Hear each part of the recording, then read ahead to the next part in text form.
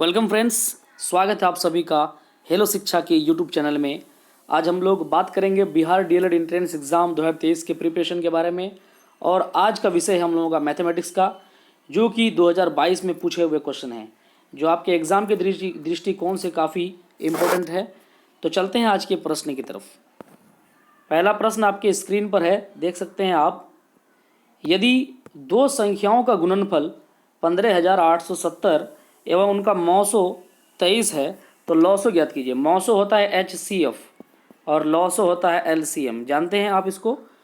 तो इनके लिए एक फॉर्मूला है, अगर आप लॉसो निकालेंगे या मौसो निकालेंगे, दोनों के लिए ये है। आपको एक फॉर्मूला आपने पढ़ा होगा क्लास 10th में, A गुना B बराबर HCF गुना LCM। ठीक है, A गुना B, A हो गया आपका पहली संख्या, B हो गया दूसरी संख्या, और HCF LCM को गुना कर देंगे तो आपका निकल जाएगा। यानी HCF अगर आपको चाहिए होगा आपको तो LCM को बटे में कर देना है, अगर LCM चाहिए तो HCF को बटे में कर देना है। तो इस फॉर्मूला को हम लिखते हैं फिर एक बार, कैसे लिखेंगे। लॉसो बराबर, लॉसो जिसको हम लोग कहते हैं LCM, लॉसो बराबर होता है दोनों संख्या का गुणनफल, यानी संख्याओं का गुणनफल। संख्या का गुणनफल बोले तो A गुना B बटे मौसो, मौसो जिसको हम लोग HCF कहते हैं। A गुना B गुणनफल दिया हुआ है, संख्या अलग अलग नहीं दिया हुआ है, दोनों का गुना दिया हुआ है 15,870, और मौसो आपको दिया हुआ है 23 बटे 23 करेंगे। अगर इसको हम काटेंगे तो 690 से कट जाएगा आसानी से। ऑप्शन ए इसका बिल्कुल राइट आंसर हो जाएगा। उम्मीद करते हैं प्रश्न समझ में आ गया होगा। बहुत ही अच्छा प्रश्न है, इंपॉर्टेंट प्रश्न है। इस तरह के प्रश्न जो है आपको पूछे जाएंगे एक बार एग्जाम में। अगला क्वेश्चन है, ये भी आपको हर सेट में पूछा गया है, यानी कि जितनी बार एग्जाम हुआ है 19 सेट में, लगभग सब सेट में हर दिन के एग्जाम में बहुलक के बारे में पूछा गया है। देखिए, आपको बहुलक में क्या होता है कि सबसे अधिक बार आने वाली संख्या, इसको कुछ नहीं करना है, अरेंज करने की भी जरूरत नहीं है। सबसे ज़्यादा बार कितनी है, देखिए 1 बार 7 है, 2 बार 7 है, ठीक है, 2 बार आपको 7 दिया हुआ है। 8 कितनी बार है, 1 बार 2 बार। 9 कितनी बार है, 1 बार 2 बार 3 बार, और 3 एक ही बार है, 5 एक ही बार है, 4 एक ही बार है, यानी 9 कितनी बार है आपका, 3 बार है। तो हम जानते हैं कि अधिक बार आने वाली संख्या को हम बहुलक कहते हैं। सबसे अधिक बार कौन आया है, 9 आया है, इसलिए 9 इसका आंसर हो जाएगा, राइट आंसर हो जाएगा। ऑप्शन सी बिल्कुल करेक्ट होगा। नेक्स्ट क्वेश्चन पे चलेंगे। बहुत ही इंपॉर्टेंट क्वेश्चन है ये आपके एग्जाम के लिए। अगला क्वेश्चन है AX²। देखिए ये x² है, टाइपिंग में नहीं हो पाता है, plus BX plus C equal to 0 के मूल एक दूसरे के व्युत्क्रम हैं। एक दूसरे के व्युत्क्रम का मतलब होता है उल्टा। तो बताना है क्या होगा आपके ऑप्शन में। A बराबर B होगा, B बराबर AC होगा, A बराबर C या AC बराबर 1, क्या होगा। इसको सॉल्व कर देते हैं। देखिए, मूल आपका जो होता है, एक होता है अल्फा, दूसरा होता है बीटा। इसको हम शॉर्ट तरीके से बताते हैं क्योंकि हम ऑब्जेक्टिव सॉल्व कर रहे हैं, सब्जेक्टिव नहीं। तो अगर हम एक मूल हमारा दूसरे मूल का विपरीत होगा तो एक क्या कहते हैं, अल्फा बराबर क्या हो जाएगा, 1 बटे बीटा। 1 बटे का मतलब है कि ये नीचे हो गया, एक दूसरे का विपरीत हो गया। अगर हम इसको गुना करेंगे, अल्फा इंटू बीटा बराबर क्या हो जाएगा, 1 के बराबर होगा कि नहीं होगा, बिल्कुल होगा। और हम ये भी बात जानते हैं कि अल्फा इंटू बीटा बराबर होता है C बटे A। क्या होता है, C बटे A। देखिए C आपका C के जगह क्या है, आपका C ही है, और A के जगह A है। अगर इसको हम तिरछा गुना करेंगे, A को 1 से गुना करेंगे तो A 1 जा A, और C को इधर से गुना करेंगे, कुछ नहीं है तो उसके नीचे 1 है, तो A बराबर C हो जाएगा। देखिए A बराबर C कहाँ पर है, या C बराबर A, बात एक ही है, इसलिए ऑप्शन C यहाँ बिल्कुल राइट आंसर हो जाएगा। अगले क्वेश्चन पे चलेंगे। 62 नंबर क्वेश्चन। 0 डिग्री है एक शून्य, जिसको हम लोग कहते हैं 0 डिग्री, क्या है, न्यून कोण, प्रतिवर्ती कोण, अधिक कोण, या इनमें से कोई नहीं।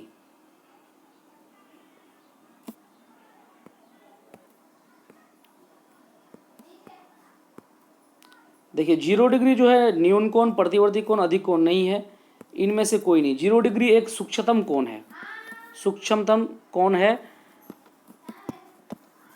जिसमें कोण की दोनों किरणें जो है एक ही रेखा पर उपस्थित होती है। तो सूक्ष्मतम अगर आंसर होता तो आपका उसमें टिक लगाना था, लेकिन यहाँ पे है नहीं, इसलिए इनमें से कोई नहीं इसका आंसर हो जाएगा। अगले क्वेश्चन पे चलेंगे।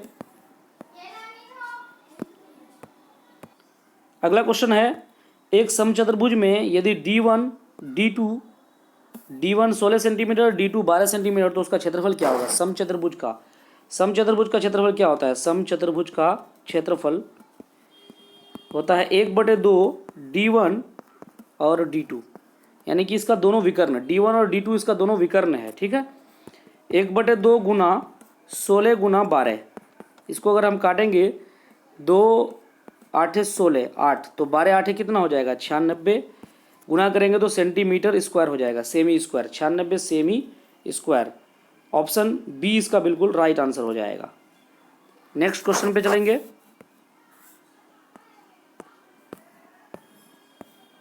बहुत ही इंपॉर्टेंट क्वेश्चन है, ये भी हर एग्जाम में हर सेट में पूछा गया है, मॉसो और लॉसो के बारे में एचसीएफ निकालने के लिए।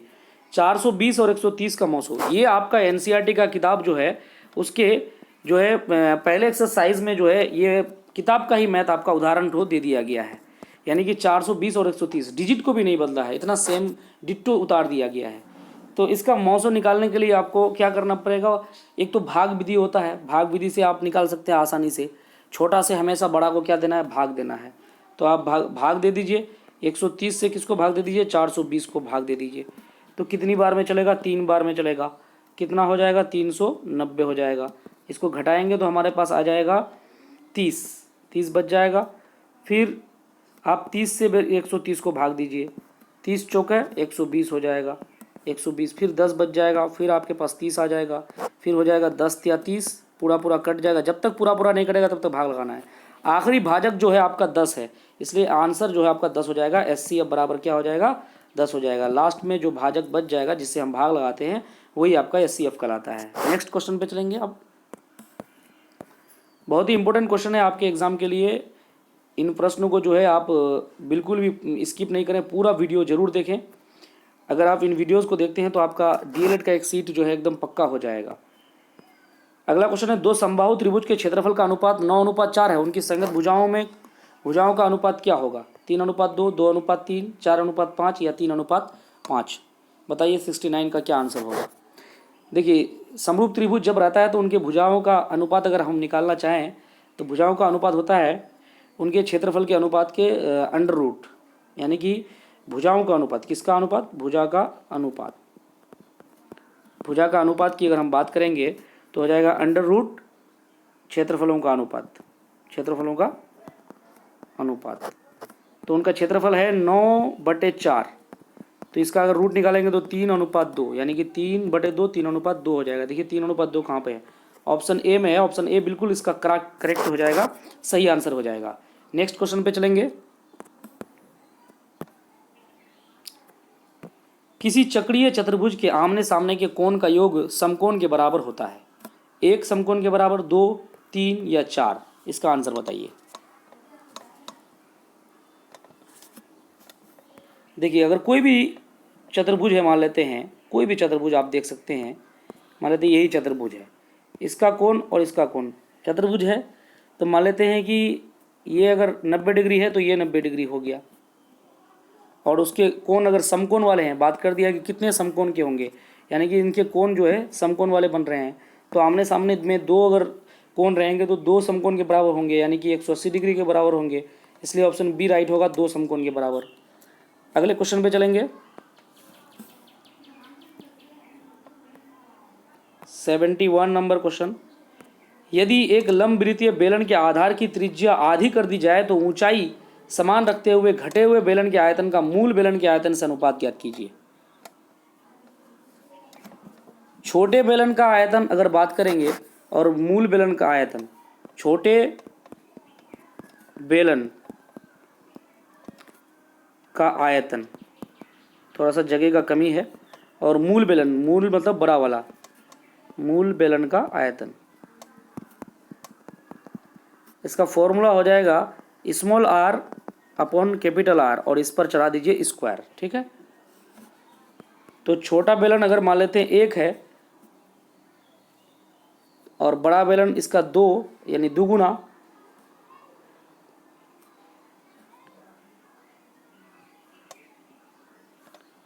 इसका स्क्वायर करेंगे तो हमारा हो जाएगा 1 का स्क्वायर 1 और नीचे में हो जाएगा 2 दूना 4, यानी कि 1:4 हो जाएगा। देखिए 1:4 कहाँ पे है, ऑप्शन सी में है।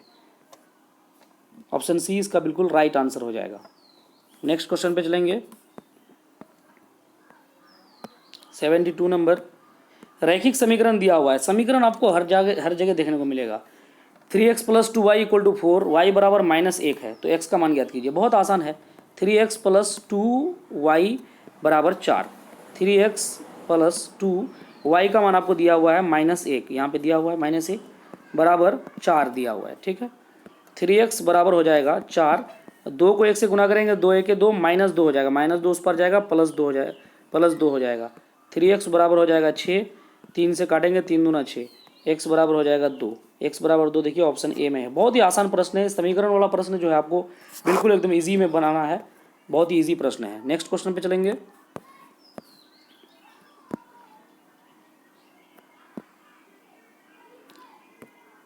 एक घनाभ की ऊंचाई जिसका आयतन 275 सेंटीमीटर क्यूब और आधार का क्षेत्रफल 25 सेंटीमीटर स्क्वायर है। एक घनाभ की ऊंचाई आपसे पूछ रहा है, एक घनाभ की ऊंचाई क्या होगा जिसका आयतन इतना दिया हुआ है, बताइए इसका क्या आंसर होगा।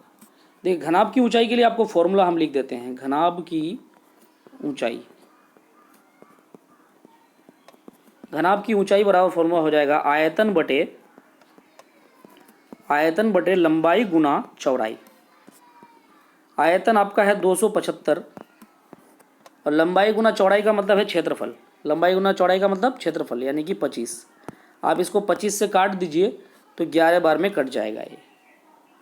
इसका आंसर हो जाएगा 11 cm यानी 11 सेंटीमीटर। ऑप्शन बी इसका बिल्कुल करेक्ट आंसर हो जाएगा। नेक्स्ट क्वेश्चन पे चलेंगे।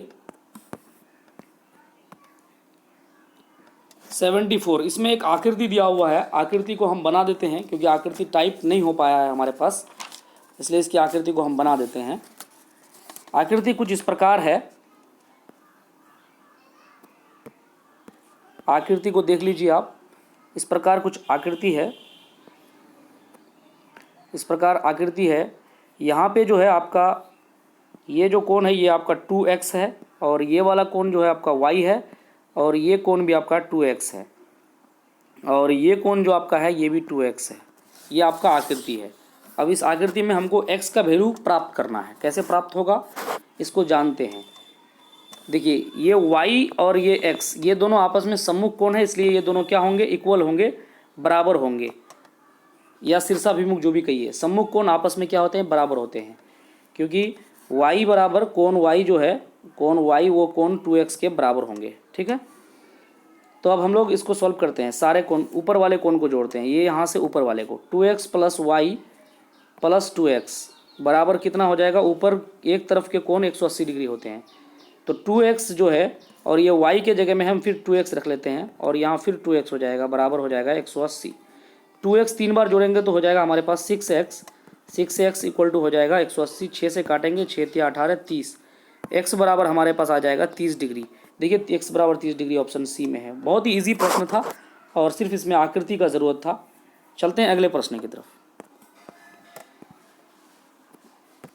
अगला प्रश्न है x निर्देशांक को क्या कहते हैं, कोटि भुज। सभी उत्तर सही है। देखिए मान लेते हैं कि ये आपका 3 है और ये 4 है। इसको हम लोग ऐसे लिखते हैं x, y। शुरू वाला जो होता है हमेशा x होता है और बाद वाला y होता है। x को हम लोग क्या कहेंगे और y को क्या कहेंगे ये बताना है हमको। x अक्ष का जो मान होता है उसको हम लोग x को भुज कहते हैं। क्या कहते हैं, x को भुज कहते हैं और y को हम लोग कहते हैं कोटि। याद रखिएगा इसको, y के मान को कोटि कहेंगे, x के मान को भुज कहेंगे। तो यहाँ हमसे पूछा है x निर्देशांक को क्या कहते हैं, तो भुज कहते हैं। ऑप्शन बी इसका बिल्कुल करेक्ट आंसर होगा। नेक्स्ट क्वेश्चन पे चलेंगे।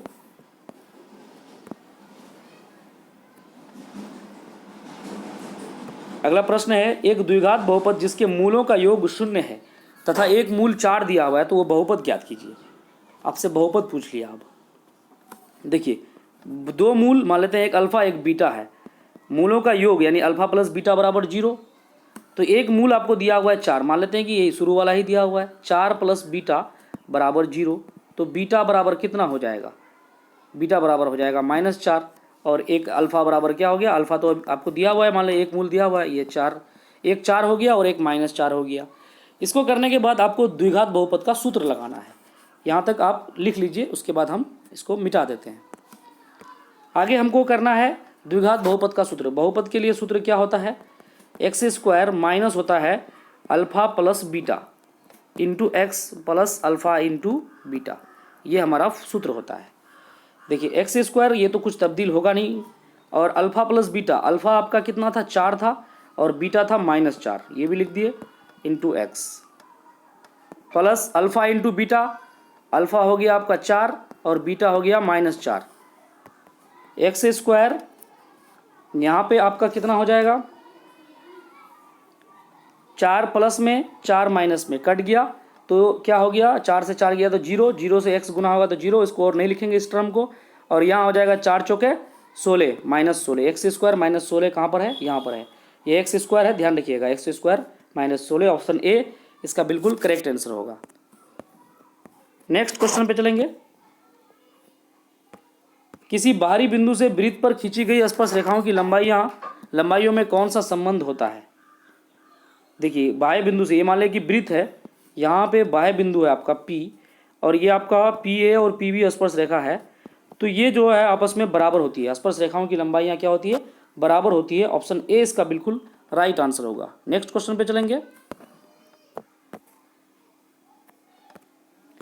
एक्स अक्ष पर वो बिंदु क्या है जो 6,3 और 3,6 से समदूरस्थ है।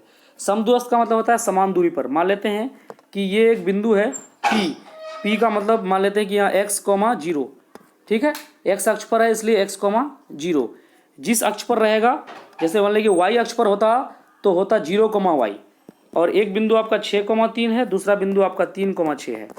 आपको निकालना है, मान लेते हैं कि आपका PA बिंदु है और ये B बिंदु है, तो आपको PA तथा PB ये जो दूरी है ये आपको निकालना है। ये निकाल करके आप हमको कमेंट बॉक्स में इसका आंसर बताइएगा, जरूर आंसर बताइएगा, और नहीं बनेगा तो हम इसका आंसर आपको बता देंगे। अगले क्वेश्चन पे चलेंगे। क्वेश्चन नंबर 80 है। रैखिक समीकरण दिया हुआ x + 2y = 3, 2x + 4y आलेखीय निरूपण क्या प्रदर्शित करेंगे। क्या होंगे ये दोनों समीकरण का अगर हम संबंध खोजना चाहेंगे तो ये कैसे होंगे। समांतर रेखाएं होंगे, आलेख अगर खींचना चाहेंगे तो प्रतिच्छेदी होंगे, संपाती या इनमें से कोई नहीं। देखिए इसके लिए आपको क्या करना पड़ेगा, एक फॉर्मूला है A1/A2 बराबर B1/B2 बराबर C1/C2। तो A1/A2 बराबर B1/B2 बराबर C1/C2 ये आपका फॉर्मूला है। इस पर आपको बैठाना है, इस पर क्या बैठाना है आपको, जैसे A1 ये आपका x के साथ क्या है, कुछ नहीं है, 1 है, और यहाँ पे A2 x के साथ 2 है, और बराबर यहाँ हो जाएगा आपका 2, B1 के जगह 2 हो जाएगा और B2 के जगह 4 हो जाएगा। 2 से अगर हम इसको काटेंगे तो 1/2, ये भी हमारा 1/2 हो जाएगा, यानी कि ये 1/2 बराबर 1/2, ठीक है।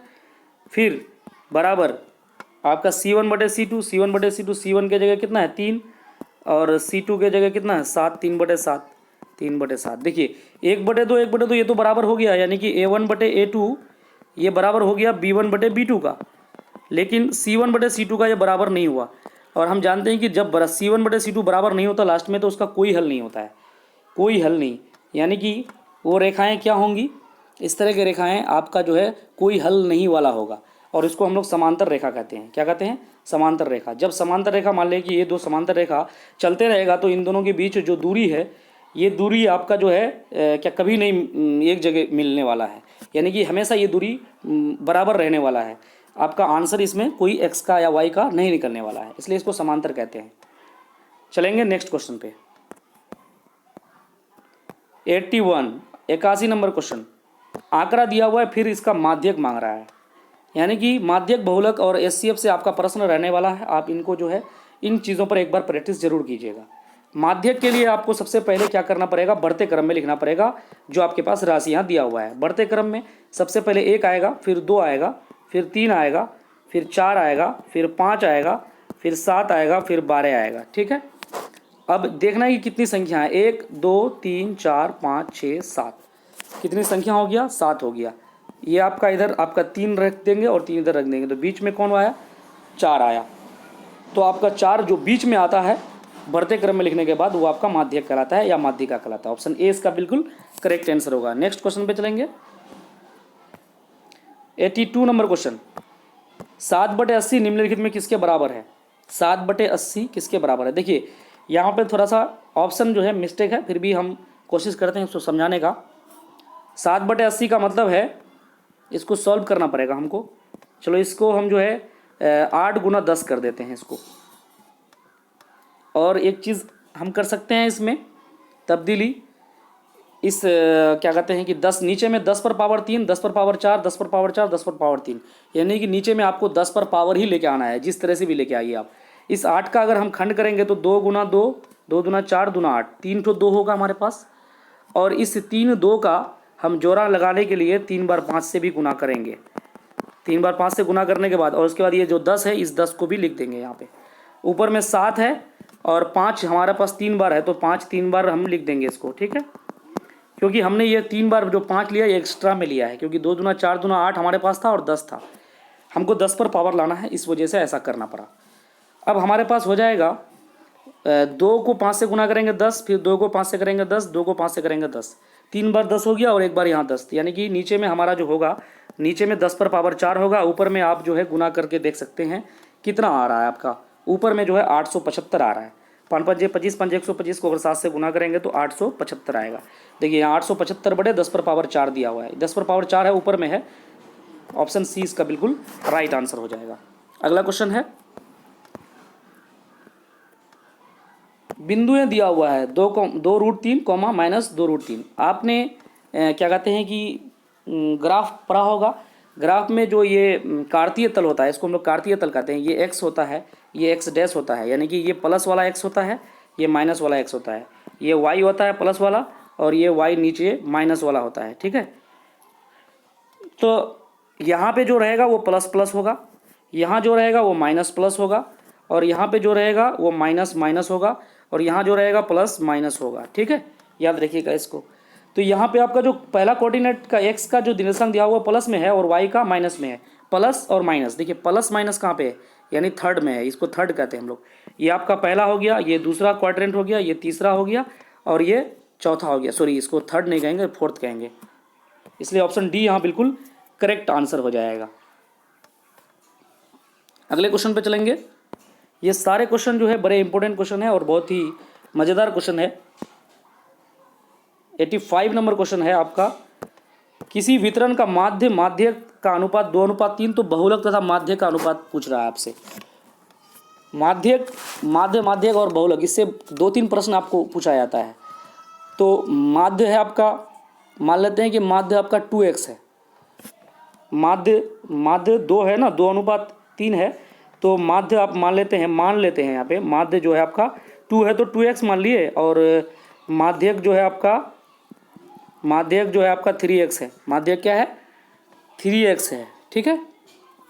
तो बहुलक बराबर आपने फॉर्मूला पढ़ा होगा, बहुलक या मोड जिसको कहते हैं। बहुलक बराबर फॉर्मूला होता है, बहुलक बराबर होता है आपका 3 गुना माध्यिका या माध्यक, 3 गुना माध्यक, 3 गुना माध्यिका या माध्यक -2 माध्य, ठीक है। तो 3 गुना माध्यिका या माध्यक यानी 3x -2 माध्य यानी 2x, इतना हो गया। तो आपको पहले गुना करना है, गुना करेंगे तो आपका कितना हो जाएगा, 3 गुना माध्यिका, 3 गुना माध्यिका आपका 3x है, और 2 माध्य, 2 × 2 माध्य, सॉरी यहाँ पे थोड़ा सा मिस्टेक हो गया था। तो आपके पास 3 × 9x हो जाएगा, -2 दुना 4x हो जाएगा, ठीक है। 2 माध्य इसलिए 2 पहले से, और माध्य आपका 2x है, तो 9x से 4x जाएगा तो बचेगा आपके पास 5x, ठीक है। 5x आपका क्या आया, बहुलक आया। आपसे पूछा क्या है, बहुलक तथा माध्य, बहुलक और माध्य का आपको क्या निकालना है। तो बहुलक हो गया 5x, और माध्यक हो गया आपका, माध्य कितना हो गया, माध्य आपका हो गया 2x, माध्य आपका 2x हो गया। x कैंसिल, तो 5/2, यानी कि 5:2। देखिए 5:2 कहाँ पे है, ऑप्शन ए में है। उम्मीद करते हैं आपको सारे प्रश्न समझ में आए होंगे। आपके लिए काफ़ी मेहनत किया गया। अगर आपको वीडियो थोड़ा भी अच्छा लगा कि आपके लिए कुछ मेहनत कर रहे हैं, तो लाइक और कमेंट जरूर कीजिएगा, शेयर कर दीजिएगा दोस्तों के साथ। और इस तरह का अगर वीडियो चाहिए आपको 2022 के, ये सारे क्वेश्चन जो है पूछे हुए क्वेश्चन हैं, जो आपके एग्जाम के दृष्टिकोण से काफ़ी हेल्पफुल रहेगा, बहुत ही मददगार रहेगा। और ये पैटर्न जो है वही है जो 2022 में पूछा गया है। जैसे एक माध्यक वाला मैथ आपको पूछा गया, तो उस तरह से हर सेट में एक माध्यक, बहुलक और एचसीएफ वाला मैथ रहेगा। इस और एक त्रिभुज से मैथ आपका दिया हुआ है हर इसमें, इस तरह से। और ज्यामिति, निर्देशांक ज्यामिति से मैथ दिया हुआ था आपका, घन घनाभ वाला मैथ दिया हुआ था, और इस तरह से जो है आपका जो भी मैथ आपको पूछा जाता है, ये हर एक पैटर्न क्या कहते हैं कि सेट में इस तरह से ही पूछा गया है 2022 में। तो आप इन प्रश्नों को देख करके एक अनुमान लगा सकते हैं और अच्छे से तैयारी कर सकते हैं। थैंक यू, धन्यवाद। मिलते हैं एक नई वीडियो के साथ।